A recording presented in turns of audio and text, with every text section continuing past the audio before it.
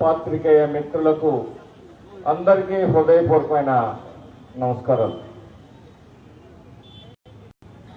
అది 1992 ఈరోజు మరి ఆ రోజు అన్న ఎన్టీ రామారావు గారు తెలుగు జాతి ఢిల్లీ కాంగ్రెస్ నాయకులతో అవమానించబడిన సందర్భంలో మనస్తాపం చెంది చలనచిత్రాల రంగానికి మరి గుడ్ బై చెప్పి తెలుగుదేశం పార్టీని ఏర్పాటు చేసి 9 నెలల కాలంలో మరి రాష్ట్రంలో తిరుగులేని మెజార్టీతో అధికారాన్ని కైవసం చేసుకున్న చరిత్ర తెలుగుదేశం పార్టీ.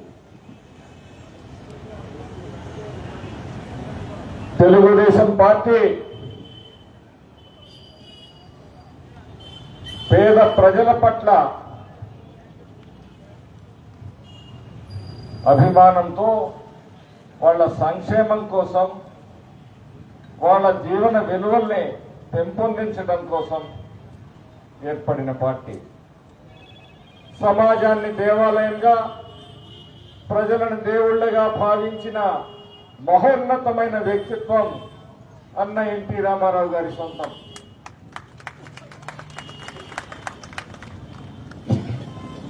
ఈ 45 ఏళ్ల తెలుగుదేశం ప్రస్థానంలో అనేక ఒడిదుడుకులను ఎదుర్కొన్నాం. ప్రతిపక్షాలు ఆశల పల్లకిలో ఊరేగించినప్పుడు ప్రజలు అటువైపు మగ్గుండొచ్చు. అనేక కుట్రలు కుతంత్రాలు పార్టీ మీద పన్నారు. నారా చంద్రబాబు నాయుడు గారిని సాక్షాత్తు అరెస్ట్ చేసి జైల్లో పెట్టారు. అయినా తగ్గేదేలే అంటూ తెలుగు తమ్ముళ్ళు తిరిగి చంద్రబాబు నాయుడు గారిని ముఖ్యమంత్రి చేసే వరకు కూడా విశ్రమించలేదు.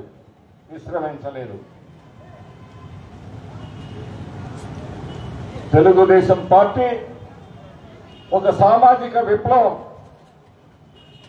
ఇది ఒక విప్లవ పార్టీ, సామాజిక విప్లవ పార్టీ. శవ రాజకీయాలు చేసే పార్టీ కాదు.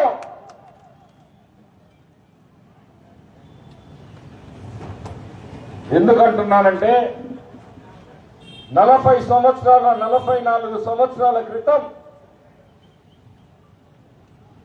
ఈ రాష్ట్రంలో గుప్పెడు మెతుకుల కోసం పేదవాడు అలమటించిన రోజు ఈ తరానికి తెలియకపోవచ్చు. పాత తరం నాయకులు అందరికీ తెలుసు.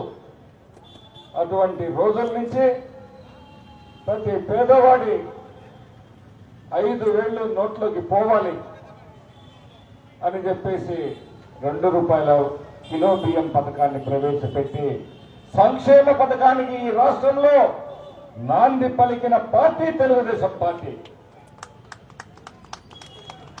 1,500 ఒక గుడిసెకిచ్చి ఎస్సీ ఎస్టీ బీసీ పేద వర్గాల్ని గుడిసెల్లో మగ్గిసోమంటే ఆ కాంగ్రెస్ పార్టీ ఒక్క గదైనా పేదవాడికి ఉండాలి తలదాచుకోవడానికి.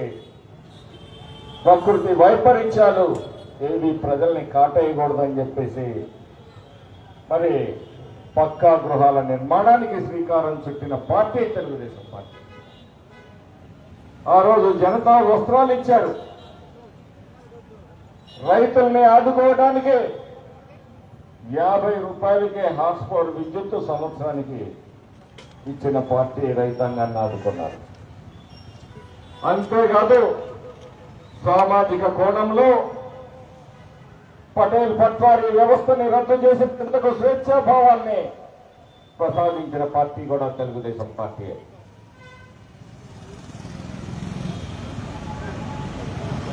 అధికార వికేంద్రీకరణ కోసం మాండలిక వ్యవస్థను తీసుకొని వచ్చి సంస్కరణలకు బాటలు వేసిన పార్టీ తెలుగుదేశం పార్టీ.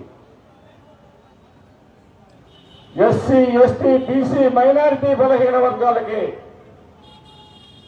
సమాజంలో వారు కూడా భాగమే కదా, మరి వారు ఓటర్లే కదా, వాళ్ళు ఓట్లు వేస్తున్నప్పుడు వాళ్ళు అధికారానికి ఎందుకు అనర్హులు అని చెప్పేసి అన్ని వర్గాలకి రిజర్వేషన్లను తీసుకొని వచ్చిన పార్టీ కూడా తెలుగుదేశం పార్టీ అనే తెలుగు జాతి మరవకూడదు. ఈరోజు అనేక మంది సర్పంచులైనా, మండల ప్రెసిడెంట్లైనా, జడ్పీటీసీలైనా, వివిధ స్థాయిల్లో రాజకీయ పదవులను అనుభవించిన ఎస్సీ, ఎస్టీ, బీసీ, మైనార్టీ సోదరులందరికీ కూడా ఆనాడు ఎన్టీ రామారావు గారి ఆలోచన విధానం, వారి పట్ల ఉన్న ఆయన ప్రేమే వీరందరికీ కూడా ఈ పదవులు కట్టబెట్టిందని చెప్పి సందర్భంగా తెలియజేస్తా ఉన్నా. సమాజంలో సగభాగమైన మహిళలు ఆస్తిలో హక్కు కల్పించాలి అని చెప్పేసి ఆ రోజు మహిళలకి ఆస్తిలో హక్కు కల్పించిన పార్టీ తెలుగుదేశం పార్టీ. ఎన్నో చారిత్రాత్మకమైన నిర్ణయాలు తీసుకొని మరి ఆ తర్వాత చంద్రబాబు నాయుడు గారు వచ్చాక విద్యా ఉద్యోగాల్లో మహిళలకి మరి సమాన రిజర్వేషన్ కల్పించారు. ఆడబిడ్డల కళ్ళు కట్టె పుల్లలతో మండుతున్నాయని చెప్పేసి దీపం పథకాన్ని తీసుకొచ్చారు. డ్వాక్రా సహాయ సంఘ పొదుపుల్ని తీసుకొని వచ్చారు. మహిళల ఆర్థిక పరిపుష్టిగా ఉండాలని ఆలోచన చేశారు.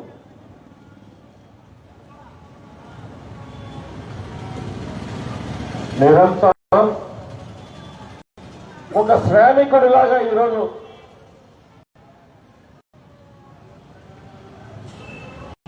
చంద్రబాబు నాయుడు గారు రోజుకి ఒక శ్రామికుడు కూడా 8 గంటలు పనిచేస్తాడేమో, కానీ ఓటనే మీరిచ్చిన కూలీని, మీ ఆశలని, ఆకాంక్షలని, ఆలోచనలని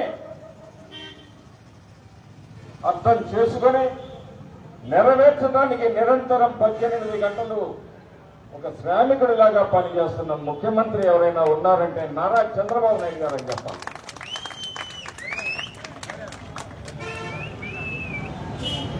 డెబ్బై 78 వయసు.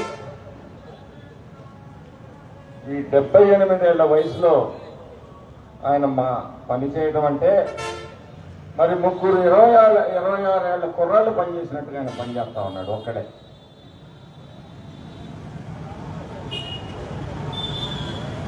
ఈరోజు విడిపోయిన రాష్ట్రం అధికారంలోకి వచ్చిన తర్వాత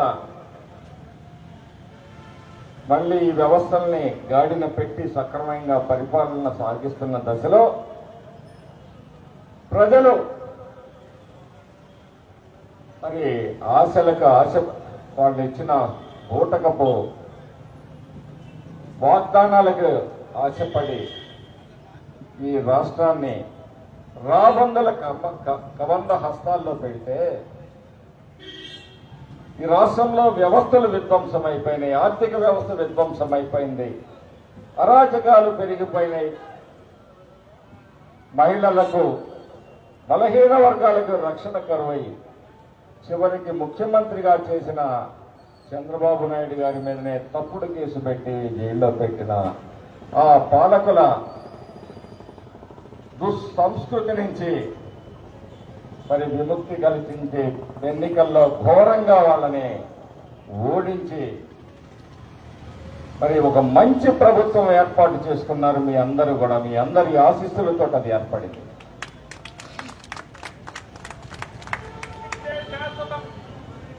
రఫాలాడు మాట్లాడే బ్యాచి ఈ రాష్ట్రాన్ని రఫాలాడిచ్చారు. 5 సంవత్సరాలు చూశారు కదా. 1.0తో వాళ్ళ కళ్ళు చల్లబడలేదు. ఈ రాష్ట్రాన్ని ఇంకా విధ్వంసం చేయాలి అని ఈ సైకోగాళ్ల ఆలోచనలు ఈ రాష్ట్రంలో ప్రజానీకం అందరూ కూడా అర్థం చేసుకోవాలి. బటన్ నొక్కామో బావిలో దూకి సావండి అని చెప్పేసి ఈ రాష్ట్రంలో యువత భవిష్యత్తు గురించి ఆలోచించలేదు. ఈ రాష్ట్రంలో యువతని గంజాయి మత్తులో ముంచేశారు. నేను సూటిగా అడుగుతూ ఉన్నాను, గతంలో ఎప్పుడైనా మన బిడ్డలు గంజాయి తాగడం చూసానా? ఈ మాచర్ల గడ్డ మీద అడుగుతా ఉన్నాను. డబ్బు కోసం ఎంత నీచానికైనా దిగజారే ఈ వైసీపీ నాయకత్వం ఆలోచన విధానం సమాజం అర్థం చేసుకోవాలి.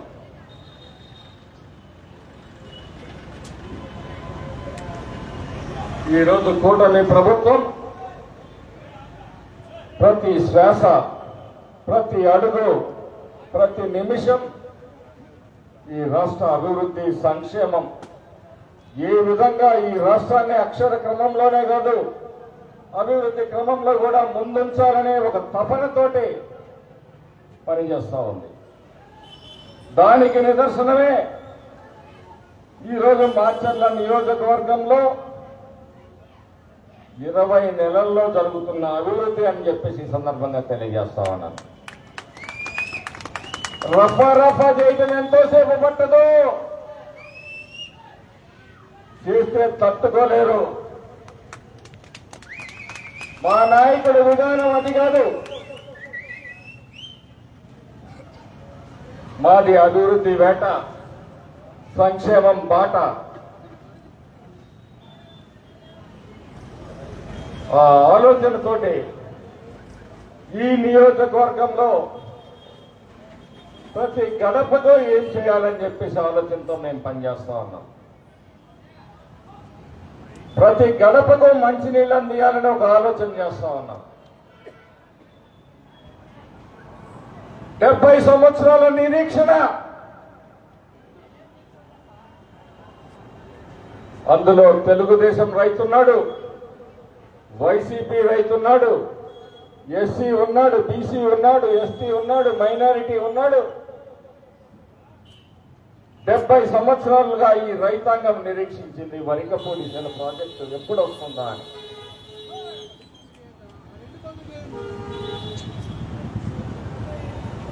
$3,100 కోట్ల రూపాయలతోటి అంచనాలు రూపొందించి కొన్ని అనుమతుల కోసం వేచి చూస్తున్న పరిస్థితి.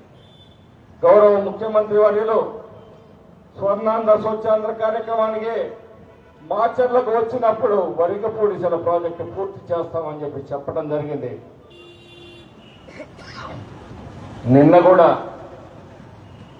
గౌరవ మంత్రివర్యులు నిమ్మల రామానాయుడు గారితో మాట్లాడినప్పుడు బ్రహ్మారెడ్డి నీ వరికపూడి జల ప్రాజెక్టు పూర్తి అవుతుందయ్యా అని చెప్పి మాట్లాడటం జరిగింది. సామాజిక న్యాయం అంటే అది. ప్రతి రైతు కళ్ళల్లో ఆనందం చూడాలి, ప్రతి కుటుంబానికి, ప్రతి ఇంటికి మంచినీళ్ళు ఇవ్వాలి, ప్రతి వీధికి రోడ్డు వేయాలి, డ్రైన్స్ వేయాలి, మెరుగైన ఆసుపత్రులను కట్టించాలి, వీళ్ళ జీవన ప్రమాణాలు పెంచాలి అనే ఆలోచనతో మేము పనిచేస్తా ఉంటే రఫా అంటూ సోది కూతలు కూస్తే ఏమైందిరా? ఏం చేస్తారా మీరు? ఏం పీకుతారా మీరు? ఒళ్ళు దగ్గర పెట్టుకోండి. మీ అధికారం ఉన్నప్పుడే ఈ తెలుగు తమ్ముడు లెక్క చేయలేదు.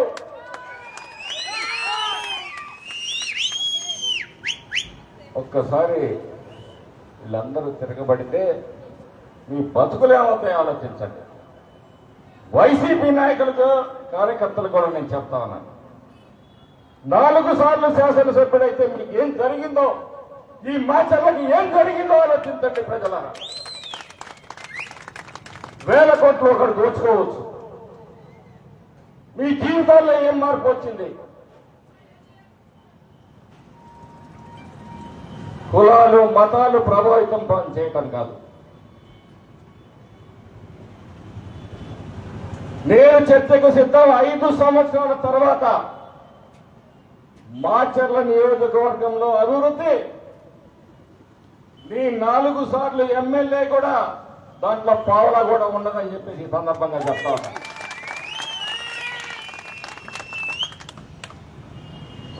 రఫా అంటే బలహీన వర్గాల ఆస్తుల్ని దోచుకోవటం,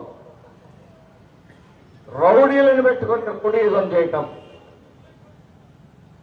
టోల్ తీస్తాం కూడా ఈ రౌడీజం చేస్తే అని చెప్పి ఈ సందర్భంగా చెప్తా ఉన్నాను. పెయిడ్ ఆర్టిస్టులను పెంచుకొని ఇక్కడ ప్రదర్శనలు ఇస్తే మార్చర్ల ప్రజలు నవ్వుకుంటా ఉన్నారు. వీళ్ళ పరిస్థితి ఎలా ఉందంటే, మొన్న చూసాం, కృష్ణపట్నం పోర్టు మేమే తెచ్చామంటారు, నిన్న స్టీల్ ఫ్యాక్టరీ మేమే తెచ్చామంటారు, స్వాతంత్రం కూడా మేమే తెచ్చామంటారు. వీళ్ళు వినేవాడు ఉంటే ఎన్నైనా చెప్తారు. పొట్టి శ్రీరాములు గారు త్యాగం చేయలేదు, మా తాత త్యాగం చేశాడు, అందుకే మా తాత చెప్పబట్టే మరి ఈరోజు ఆంధ్ర రాష్ట్రం అవతరణ దినం కూడా జరిగిందని కూడా చెప్తారు.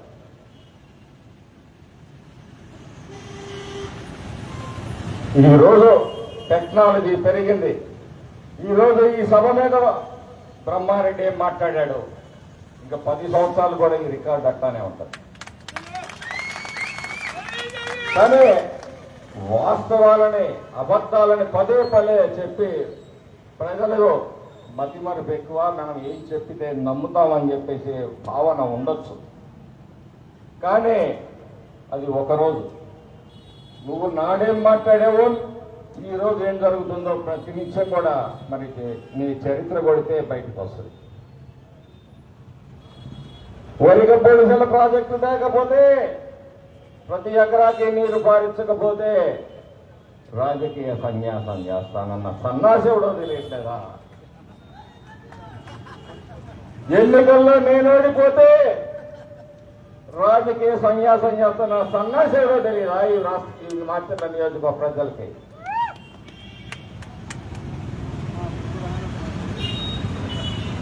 ఇన్ని అబద్ధాలు ప్రజలని మభ్యపెట్టడం,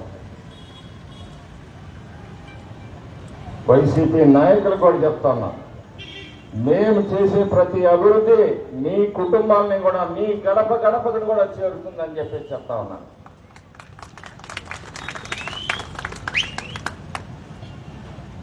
సమాజాన్ని భద్రంగా ఉంచండి, మార్చర్ల నియోజకవర్గం ప్రశాంతంగా ఉండాలి. ఈ ప్రశాంతతకి భంగం కలిగించే ఏ అరాచక శక్తిని కూడా సహించేది లేదు. ఖచ్చితంగా చట్టపరమైన చర్యలు ఉంటాయని కూడా ఈ సందర్భంగా తెలియజేస్తా ఉన్నారు. ఈరోజు మన పార్లమెంటు సభ్యులు లావు శ్రీకృష్ణదేవరాయలు గారు మరి ఒకవైపు వరికపోలిసల ప్రాజెక్టు కోసం మా విజ్ఞప్తి మేర మరి ఆయన పనిచేస్తా ఉన్నారు. ముఖ్యమంత్రి గారిని ఒప్పించాము, ఆయనతో హామీ ఇప్పించాము. ఈరోజు మరొక ఆలోచన చేస్తా ఉన్నాం. చంద్రబాబు నాయుడు గారిని నేను కలిసినప్పుడు 3 విషయాలు ఇవ్వమన్నారు నన్ను. ఒకటి టూరిజం, టెంపుల్ టూరిజం అడిగాను. ఒక చారిత్రాత్మకమైన ప్రదేశం పల్నాడు, మార్చర్ల గడ్డ, మరి ఎంతో చారిత్రాత్మకమైన ప్రదేశం. ఇక్కడ మరి టూరిజాన్ని డెవలప్ చేయాలి. నీళ్లున్నాయి, భూమి ఉంది, పరిశ్రమలు కావాలి సార్. ఈ ప్రజలు ఉద్యోగాలు లేక చాలా మంది యువత ఇబ్బంది పడుతున్నారు అని అడిగినప్పుడు, మీ రాక్షస రాజ్యానికి పారిశ్రామికవేత్తలు వస్తారా బ్రహ్మారెడ్డి అని చెప్పేసి చంద్రబాబు నాయుడు గారు అన్నారు. అంటే రాక్షస రాజ్యాన్ని అంతం చేశావో, మళ్ళీ ఆ రాక్షసులు పుట్టకుండా చేస్తాము అని చెప్పేసి హామీ ఇచ్చాం. గౌరవ పార్లమెంటు సభ్యులు ఇక్కడ ఒక మ్యానుఫ్యాక్చరింగ్ హబ్ కావాలి సార్ అన్నప్పుడు వారు కూడా స్పందించి ఈరోజు మార్చర్ల నియోజకవర్గంలో 1000 ఎకరాల్లో ఒక టెక్స్టైల్ పార్క్ రావాలని చెప్పేసి ప్రయత్నాలు సాగుతున్నాయి. ఇది కాదు శాసనసభ్యుడు చేయాల్సింది.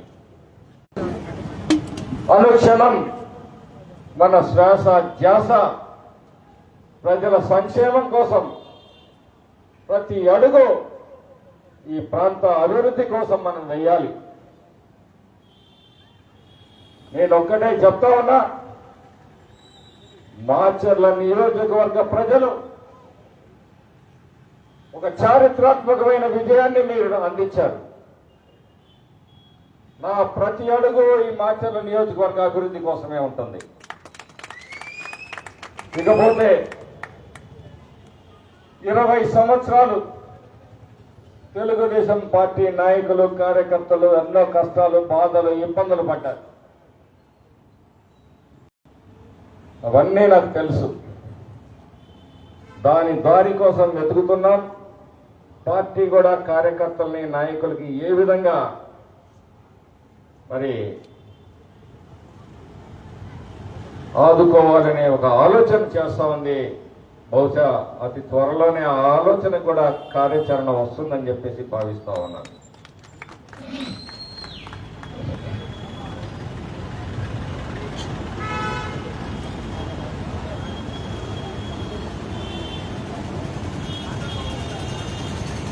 ఇక్కడ ఒక 100 పడకల ఆసుపత్రి నిర్మాణం కోసం మనం అడిగినప్పుడు ముఖ్యమంత్రి గారు మొత్తం రాష్ట్రంలో ప్రతి నియోజకవర్గంలో కూడా ఒక 100 పడకల ఆసుపత్రిని కట్టాలని ఒక ఆలోచన చేస్తా ఉన్నాం. దాన్ని ఏ విధంగా చేయాలని కూడా ఆలోచన చేస్తామని చెప్పారు. మరి ఈ 5 సంవత్సరాలలో ప్రతి పల్లెలో రోడ్లను నిర్మిస్తాం, ప్రతి ఇంటికి తాగునీరు అందిస్తాం. వరిగపూడిసెల ప్రాజెక్ట్ అయితే మరి ప్రతి ఎకరాకి కూడా నీళ్లు అందుతాయని చెప్పేసి ఈ సందర్భంగా ఇంతకన్నా నేను అదృష్టంగా ఫీల్ అవుతున్నాను. ఒక శాసనసభ్యుడి స్థాయిలో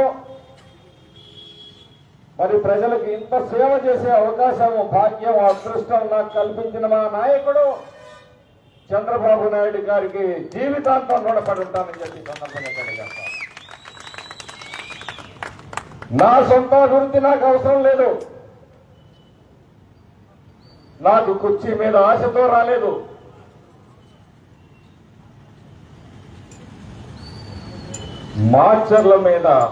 మాచర్లలో జరుగుతున్న దుర్మార్గాలు, దౌర్జన్యాలు, దోపిడీలు, అరాచకాల్ని ప్రశ్నించడానికి వచ్చా. ఆ రోజు చెప్పా మాచర్లకు స్వేచ్ఛనిస్తాను అని. ఇచ్చాను. ఈరోజు భద్రంగా వైసీపీ వాళ్ళు కావచ్చు, న్యూట్రల్స్ కావచ్చు, తెలుగుదేశం ఎవరి వ్యాపారాలు వాళ్ళు నిర్భీతిగా వాళ్ళ వ్యాపారాలు వాళ్ళు తయారు చేసుకుంటున్నారు. ఎవరి విషయాల్లో తెలుగుదేశం పార్టీ జోక్యం చేసుకోవట్లా. గతంలో రోడ్డు మీద అరటికాయల బండి అమ్మేవాడిని కూడా రాజకీయంగా ఇబ్బంది పెట్టిన పరిస్థితులు.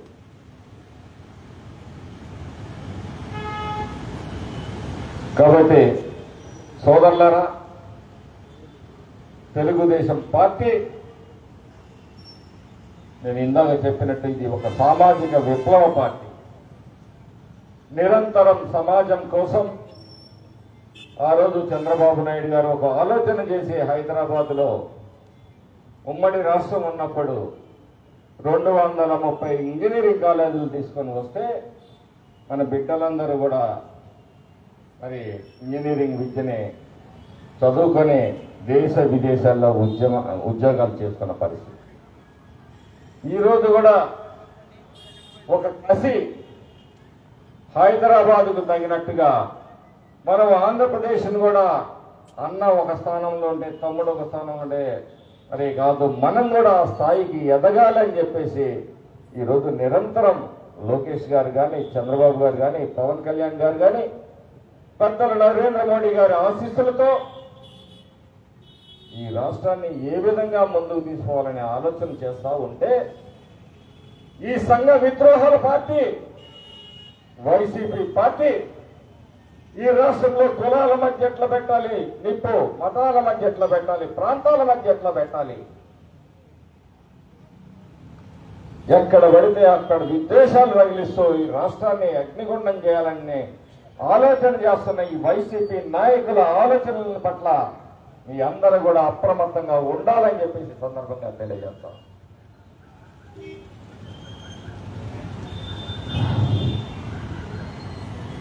ఒక్క మాట చివరిగా చెప్పదలుచుకున్నాను.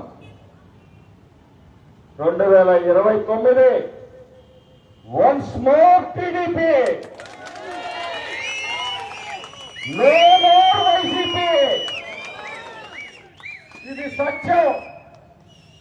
మళ్ళీ కలలు కంటున్నారేమో వైసీపీ జిత్తుల మారి నక్కలు, దోపిడీదారులు మళ్లీ దోచుకున్నాం ఈ రాష్ట్రాన్ని. ప్రజలు చాలా అప్రమత్తంగా ఉన్నారు. మళ్లీ మీరు లేవకుండా సమాధి కడతారని చెప్పేసి ఈసారి ఎన్నికల్లో అని గుర్తు చేస్తా ఉన్నాం. గుర్తుపెట్టుకోండి, once more TDP, no more YCP. Thank you.